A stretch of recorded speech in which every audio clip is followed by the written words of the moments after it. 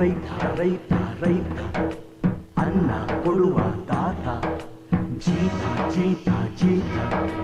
ದೊರೆಗಳು ಬೆಳೆಸಿ ಕೂತ ಬೇಲಿಯ ಹೊರಗಡೆ ಬಂದ ಹೂವ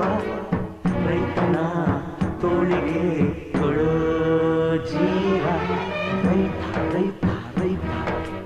ಅನ್ನ ಕೊಡುವ ತಾತ